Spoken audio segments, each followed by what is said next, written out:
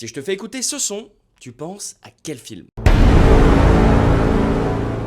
Oui, aujourd'hui je te parle d'Inception, du duo Christopher Nolan-Hans Zimmer et surtout de ce bruit. On est aux alentours de 2009, face à l'océan, les gosses de Nolan jouent sur la plage quand ce dernier fait le pitch d'Inception à son pote Zimmer. Ce groupe de braqueurs opérant dans les rêves de grands manias pour leur voler des informations confidentielles et modifier la face du monde. Dès le début, Nolan sait que son histoire peut perdre le public. Et il a peur de ça. Le Britannique compte sur la musique de son gars sûr pour guider les spectateurs. Le réalisateur demande à Zimmer de composer la musique avant même le tournage, juste à partir du scénario et de leur conversation. L'idée, que Zimmer rêve la musique pendant que Nolan rêve le film. Oui, comme un rêve partagé en écho au thème du film. Et ce qu'on peut dire, c'est que Zimmer ne va pas y aller de main morte. Quand il enregistre, en analogique bien sûr, au fameux Air Studio à Londres, c'est la première fois qu'on y trouvait un orchestre aussi dingue. C'est simple, on n'avait jamais vu autant de cuivre pour une session d'enregistrement. Selon certaines sources, il y avait 90 cordes, 60 cuivres, plus tout un chœur. Ça devait envoyer pas mal. Et le fameux bruit que tout le monde a repris, que toutes les bandes annonces de tous les films qui sont sortis après 2010 ont repris,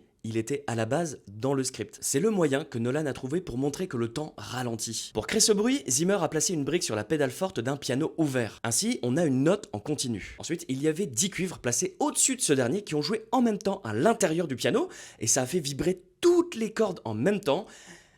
Et voilà le son d'Inception. Pour finir, on a même Johnny Marr, le guitariste des Smiths, qui vient poser ses nappes planantes à la guitare. Ce n'est plus un secret, la chanson d'Edith Piaf, Non, je ne regrette rien, est ralentie et transformée en thème dans le film. Et il faut qu'on parle de Time, qui clôture le film. Le piano de Time, c'est construit avec un Shepard Tone, qui te donne l'impression que ça monte à l'infini. Et désormais, si cette musique te fait rêver, tu sauras pourquoi. Bref, dis-moi en commentaire à quel point tu aimes ce film, et on se dit à bientôt pour plus de ciné.